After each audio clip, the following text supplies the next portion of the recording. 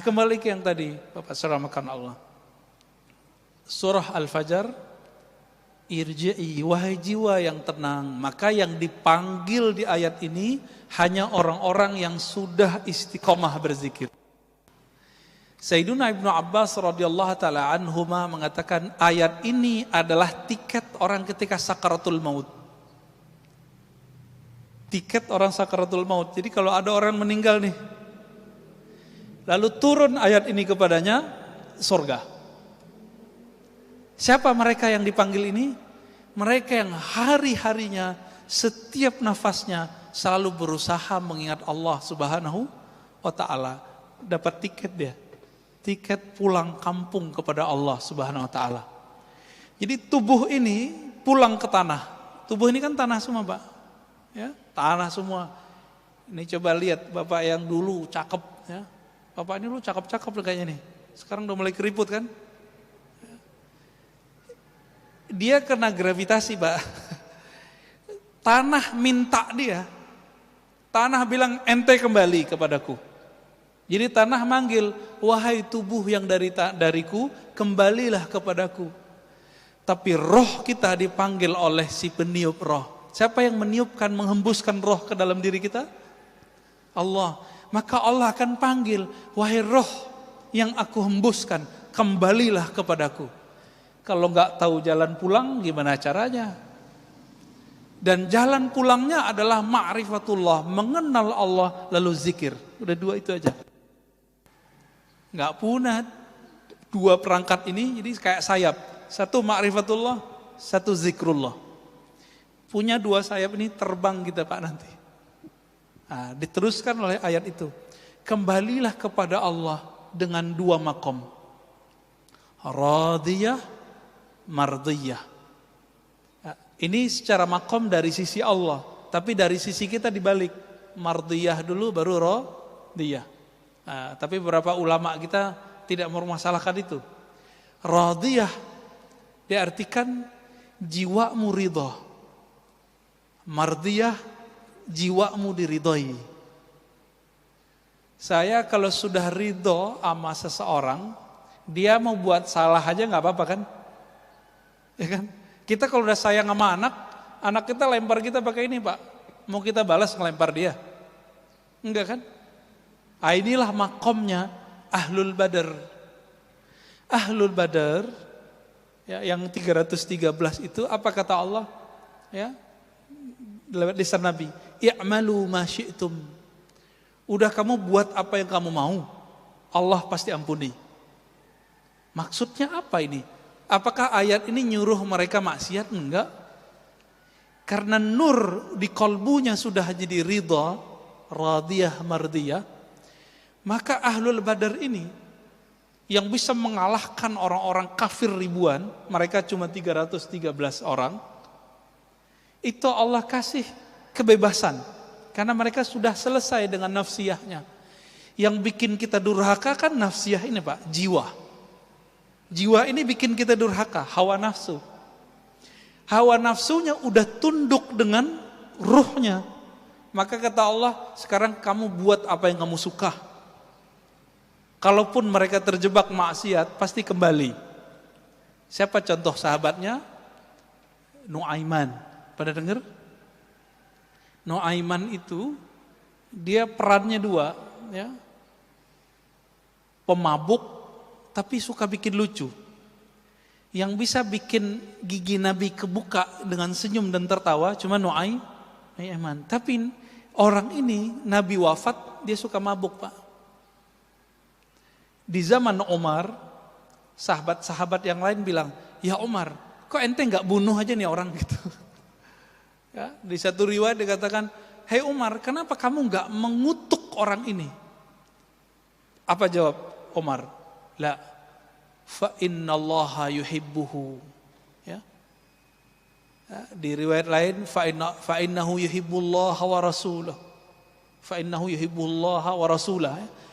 Dia ini cinta Allah dan Rasulnya, ya? Atau Allah dan Rasul cinta dia, gitu.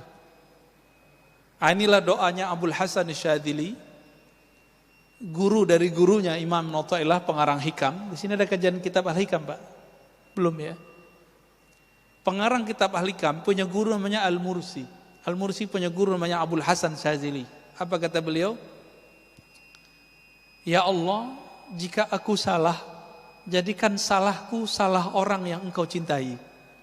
Aku sudah engkau cintai, lalu aku terjebak salah. Kira-kira gimana? Dimaafin gak? Dimaafin. Nah, itu maksudnya. Ya. Ini maqam radiyah mardiyah. Radiyah mardiyah.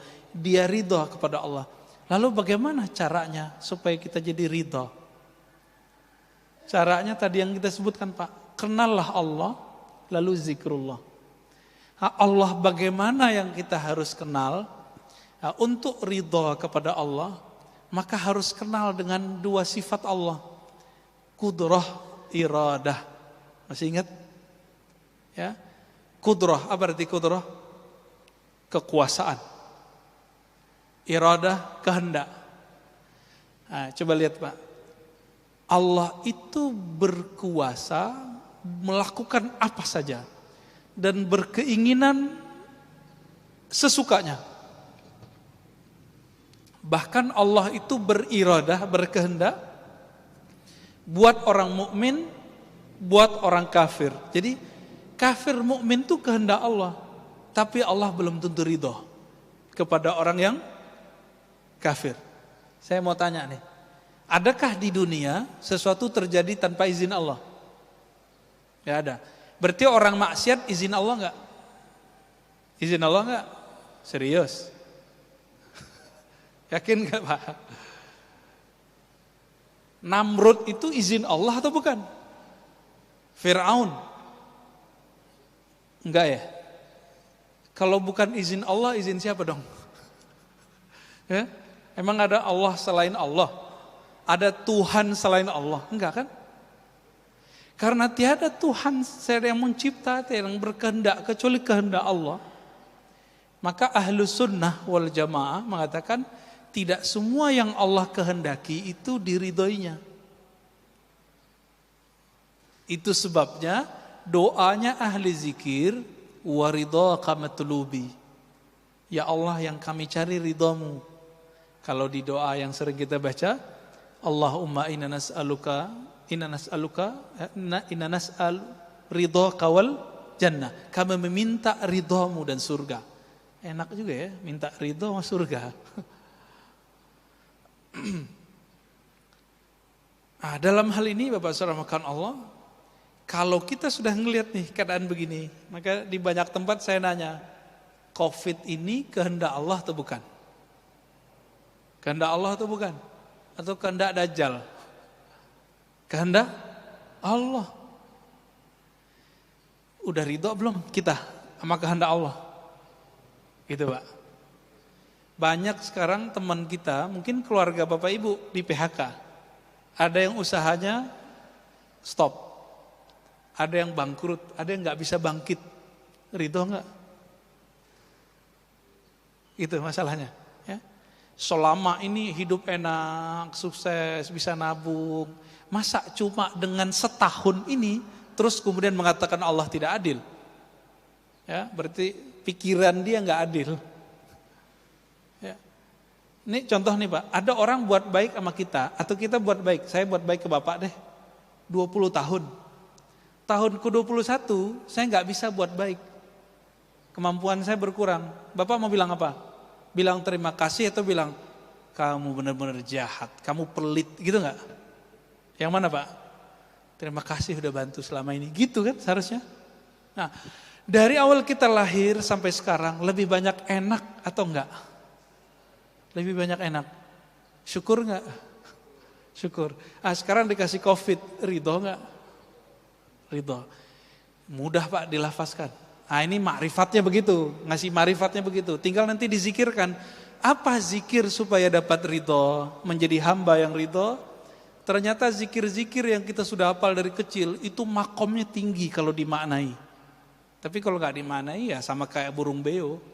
Burung beo baca la ilaha illallah dapat pahala nggak? Handphone kita baca Quran 1 juz masuk surga nggak Pak? Enggak ya? Diputar tuh di YouTube, la ilaha illallah 70.000 kali. Muter Pak dia, 70.000 kali. Apakah dengan begitu YouTube masuk surga? Kan enggak. Terus apa yang membedakan bacaan kita dengan handphone, dengan burung beo? Hanya satu. Burung beo membaca meniru. Sedangkan manusia, apakah dia baca meniru atau baca dengan ma'rifat? Dengan memahami dengan baik. Apa yang sering dibaca? Raditu billahi rabba wa bil islami dina wa bi Muhammadin nabiyya. Sudah hafalkan itu? Itu ada di Sahih Bukhari Pak, Sunan Abu Daud. Aku ridha Allah sebagai Rabbku. Amalan dari kecil ternyata itu supaya kita sampai ke makom yang tinggi. Dibaca ini pagi 3 kali, dibaca sore 3 kali, dimaknai. Ya Allah, apapun kehendak-Mu hari ini, aku ridha. Coba dimaknai Pak.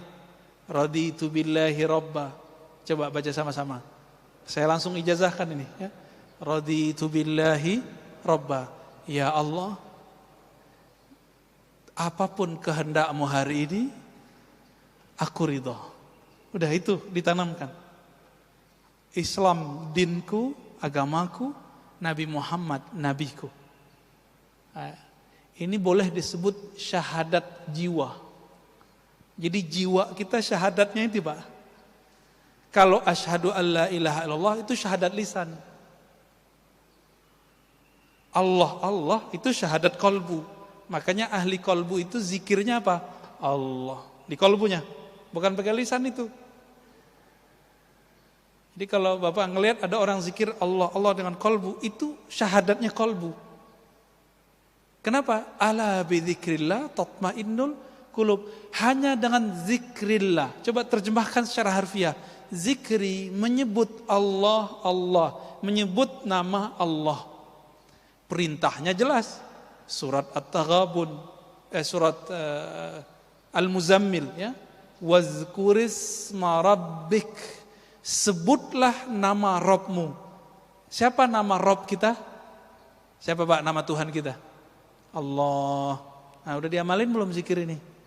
Ini zikir diturunkan perintahnya surat kedua setelah Iqra. Ini kan ulama ahli tafsir berbeda pendapat. Surat kedua itu Al-Muddathir atau Al-Muzammil. Menurut saya berdasarkan penelitian kita lebih kuat Al-Muzammil. Ya, walaupun nanti ada riwayat lain yang menyebutkan Al-Muddathir. Di ayat ke-8 Allah berfirman di Al-Muzammil ya, wazkurisma rabbik. Sebutlah nama Rabbmu. Siapa nama Rabbmu tadi? Allah. Nah, maka ini ada talqinnya Pak. Memindahkan nama Allah dari lisan masuk ke kolbu. Itu tekniknya disebut dengan teknik talqin. Apa arti talqin? Bimbingan zikir dari lisan masuk ke dalam kalbu. Kenapa ini penting?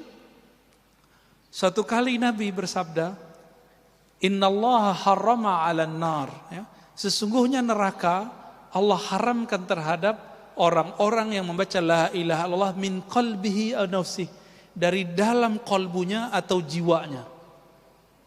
Gitu. Maka kalau kita nggak dapat zikir kalbu ini, saya khawatir Bapak meninggal, ya begitu-gitu aja ntar. Ya. Islam imannya bagus, ya orang soleh lah. Tapi nanti nggak puas Pak. Di alam barzakh itu nggak puas. Jadi jangan dikira nanti Bapak di alam barzakh itu langsung tidur, enggak. Di alam barzakh pun masih nengok-nengok. Gimana ya supaya saya makomnya tambah tinggi? Ini dalilnya ada. Coba buka misalnya kisah Isra Mi'raj Nabi Muhammad sallallahu alaihi wasallam. Nabi